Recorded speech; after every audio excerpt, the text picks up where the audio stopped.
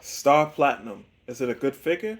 Well, it's definitely very well painted, and I just have to say, paint goes a long way. I can't stress this enough. If the sculpt is okay or bad, paint on the figure will make the figure look way better than if it was just, solid plastic. And I think that's the case with this figure. Now, you might be able to see it already, but we'll get into it as we go through articulation. But overall, the figure looks very nice. Um, let's just jump straight into it. Star Platinum. This open mouth head sculpt looks nice. I have no complaints about it. But head looks down that far. Looks up about that far. The hair gets in the way in the back. Arms go out to the side nicely. Double hinge elbow works nicely. Arms can go all the way around, but it will bump the shoulder pad up. And as you can see, the shoulder pad is movable. It's not really articulated. It's like on a more flexible plastic. Cut at the top of the bicep. Hinge at the wrist. So all of that's good. You would think as much articulation as here, it would be able to crunch forward better than that. But that's about as far as he goes. So that's only okay. Going back, not very much at all, really. So that ab articulation could definitely use some work. But I want to say, this is an older build for this figure. There's a second version of Star Platinum, the one from Part 4 of JoJo's, that's way better. And I have it over here. I'm gonna show you guys a comparison in a little bit.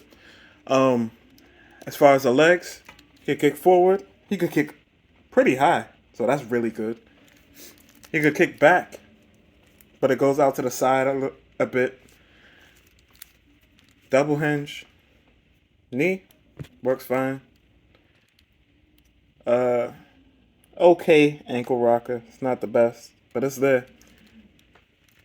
Cut at the top of the thigh. I think this is a cut. I don't want to force it.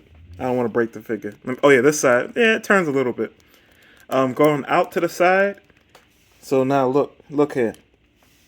If you wanted to go out the side, it's going to bump into this piece right here. So you're going to have to turn it a little bit, then pull it out. Same for the other side. Turn it a little bit, then pull it out.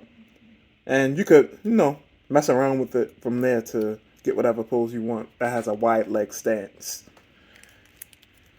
Now, in terms of the sculpt work, I haven't gone in depth on a sculpt of a figure in a little while, but the biggest thing with this figure is this leg gap.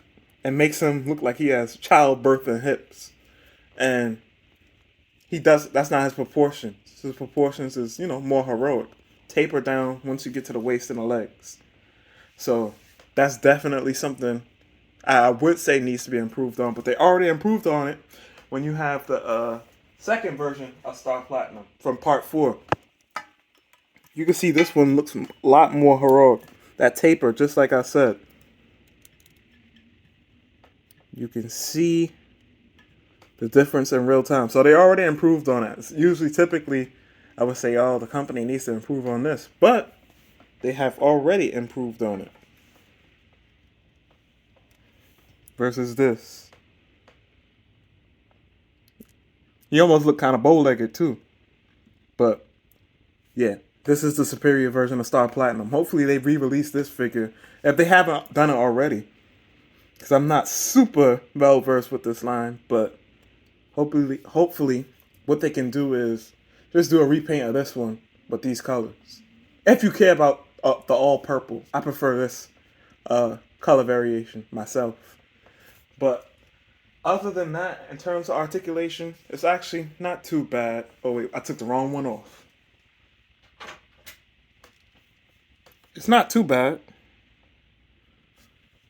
That ab articulation can definitely use some work. And even the hips, like the articulation on the hips was fixed with the Part 4 variation. Like, look at that. That's beautiful. So,